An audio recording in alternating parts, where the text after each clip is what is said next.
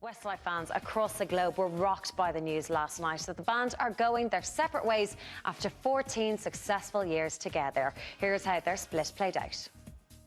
Westlife fans are coming to terms with the news that the band is splitting breaking showbiz news, Westlife have just announced they're to split. Just on that shock announcement this evening that the band are calling it Sad news for Westlife fans tonight. The boy band are splitting after 14 years. Following weeks of speculation that they were taking an extended break, Westlife confirmed last night that the band was splitting after 14 years together.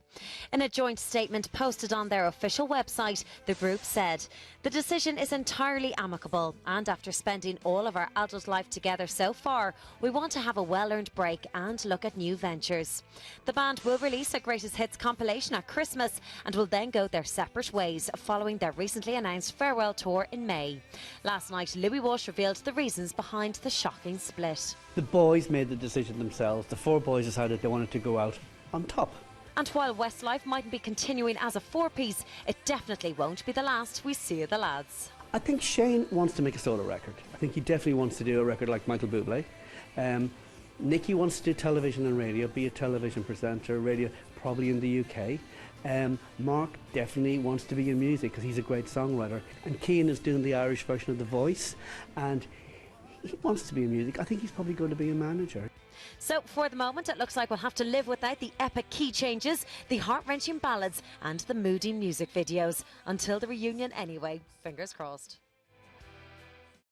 Well, over the years, the Westlife lads have given Xposé exclusive behind-the-scenes access to their backstage dressing rooms, glossy photo shoots and personal lives. Here's a look back at their best bits. There you are, you got in before me. Right, now apparently this is Westlife's dressing room. So hopefully I can get a guided tour from Nicky Byrne. Hello? Gonna get in trouble. Phew, thank God. Hi, Mark. Yeah, is he here? He's very nervous. He's in the toilet. I'll try and get him out for you. Hang on. Thanks, Mark. Okay, I know you're nervous, but Xposé are here to talk to you. Come out for a second. He says go away. Nicky, come on. Hello! Yes, as you know by now, there's nothing we love more on Xposé than having a good snoop around and getting you the juicy goss on all things Westlife. And it's fair to say that over the past few years, we've left no stone unturned, both on and off stage. Congratulations to you on the engagement. Thank you, yeah. Do you have a ring or anything? Yeah, I do. It's in my pocket. Oh, lovely. I look like your other member here. You're looking good. You've been customised, Nicky. Yeah, we have been. We always go a bit out there on the outfits on the tour, and you obviously go out there in general. Yeah, I'm not going on stage. There's something wrong here with me. Mark, do you like it? It's all kind of quite, I suppose it's kind of bondage heavy, really, the first look. Quite masculine, quite like... as well. Yeah. And Nicky designed, which one did you design? None of them. Fashion designing aside, back in November of last year, the lads also told Xposé about proving their acting chops for the first time in the music video for Safe. My scene was very good in the bar and all that, and I had to save a guy from hitting a girl and all that, so it was the hero of the room in that room, but it was actually the best Do you video. want to leave me out? Like, did I not do anything, no? Sorry, Nicky. Nicky. To just up on the roof. run up the 24 flights of stairs to save that girl. The lift was broken. As well as saving lives, Nicky also honed his presenting skills on Xposé backstage at the O2 last year. Have you got a hairdresser coming in tonight, or are you happy to go as is? I'm happy to go as is, actually, yeah. You sure now? I have somebody coming in later on, actually, to sort out the mess, so... Okay, we've I'm actually... nervous for you tonight, actually. Are you? Thanks. You know the way you get sometimes, you know. No. Tell us, go on, tell everybody. No, Nicky's a great presenter. I'm very much... And Shane's a great singer. Right, give us a little blast of the first line of Flying Out Wings. The little croak. Everybody's looking... Someone turn off the CD! Well, I've been Nicky Byrne, so thank you very much. Here's a look back at the career of the band who, with the help of stools, suits and cover versions, turned themselves into multi-millionaires.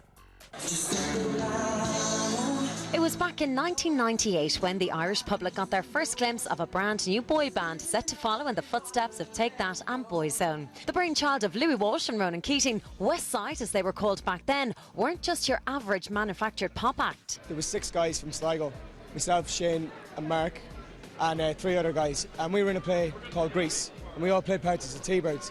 And then what happened was, we were sitting at a table one night after the show, on the last night of the show, and we were at a party, and we were just drinking a bit.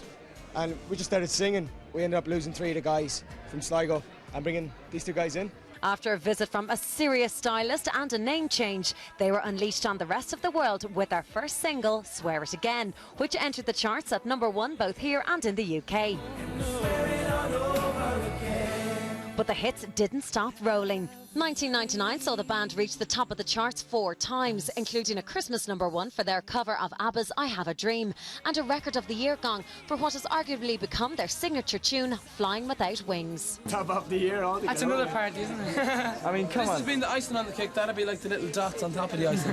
There was no sign of Westlife fever slowing down. The following year, the band landed themselves a further 2 #1s, including a duet with Mariah Carey.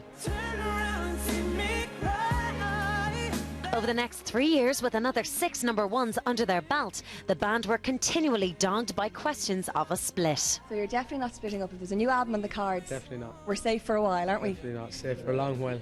For Westlife, it's definitely not the end. We've just signed a renegotiation deal for 5 more studio albums, which, you know, we want to get to the Greatest Hits Volume 2. But in 2004, the news that Westlife fans didn't want to hear was announced, as Brian McFadden revealed that he was leaving the band. And it's very, very hard to kind of juggle 2 lives when you've got a family, and, you know, being in a band like Westlife, it is a huge commitment. But the remaining 4 were determined to continue on as a quartet. It's going to be weird for a while, but we got to get used to it. We have a lot of millions of fans out there that I think definitely want us to stay together. As the band matured, so did their music and indeed their personal lives. In the subsequent years, Nicky Byrne was the first to tie the knot in 2003. He married daughter of then Taoiseach Bertie Ahern, Georgina.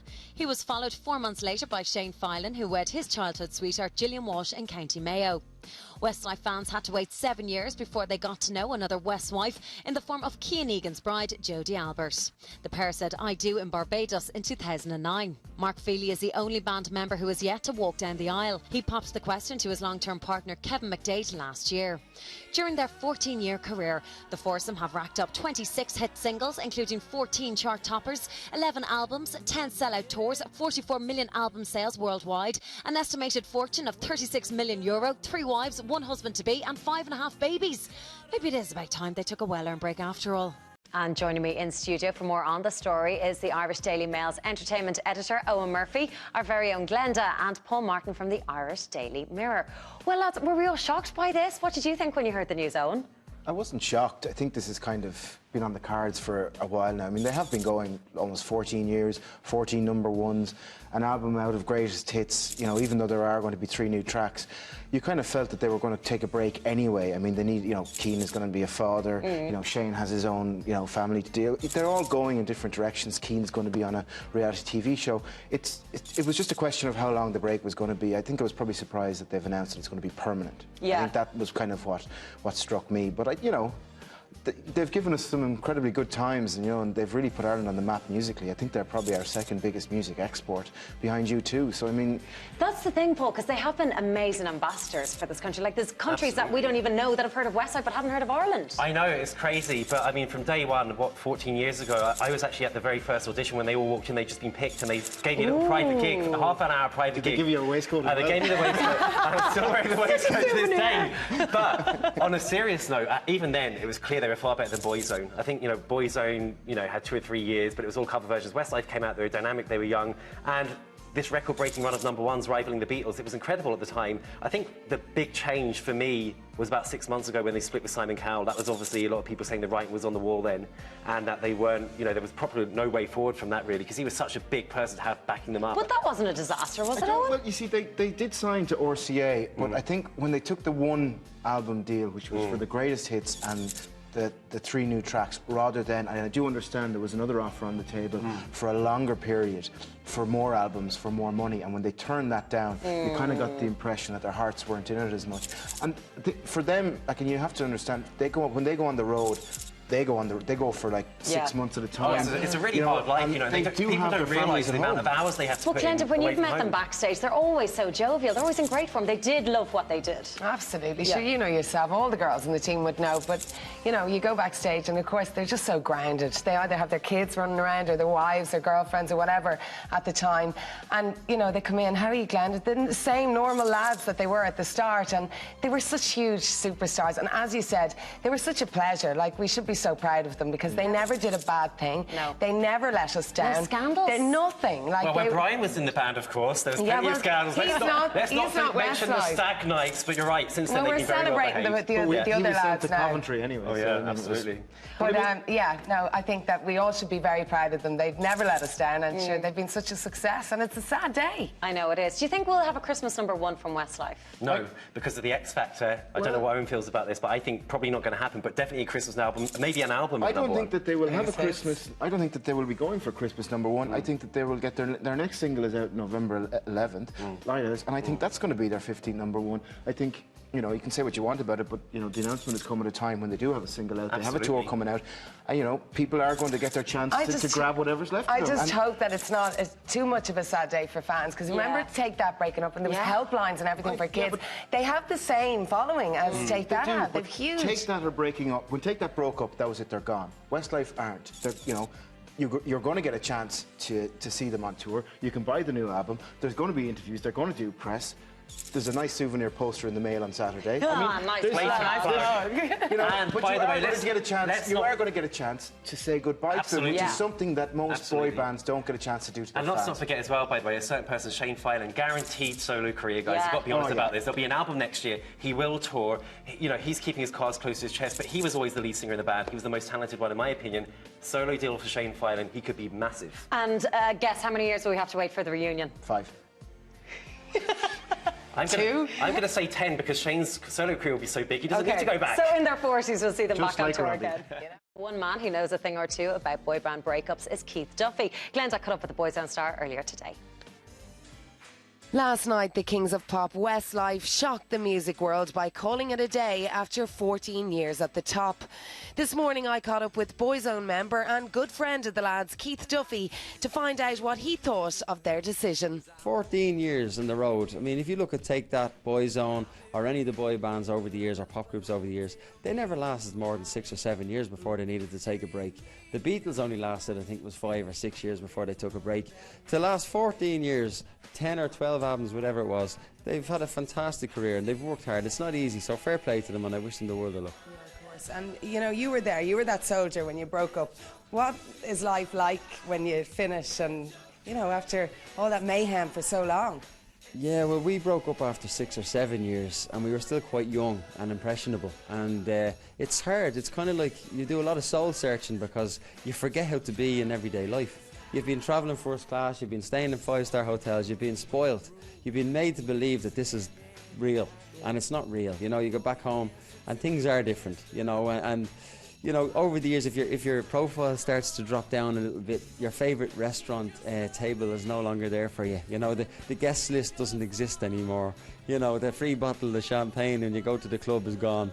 You know, things like that happen, and that kind of makes you feel like, oh my God, am I going backwards in life? But that's just, you know, that's just the rat race that this kind of business is. But they've had a good time, you know, they've made a lot of money and they've had a good career, so. And what about the fans? Because I remember, like, when you guys broke up, there was a lot of tears. It's the same with Take That, like there was helplines set up. What do you think for Westlife? Because they've a huge following. Yeah, they've a massive following. I mean, they've got dedicated fans that will be absolutely devastated, but it's, you know, it's not the end of the world. They still have the Christmas album to look forward to and the tour next year. Yeah, so do you think all these rumours about Brian McFadden coming back for one last go, do you think that will even happen? I doubt it. I doubt it. I mean, the lads have been on their own. Yeah, I'd say it's only rumours. I mean, you know, if you want to be realistic about it, why would they want to split the money 5 ways and they can just split it 4? Yeah, exactly. Well, they may have a world of their own now, but thanks for the memories, lads.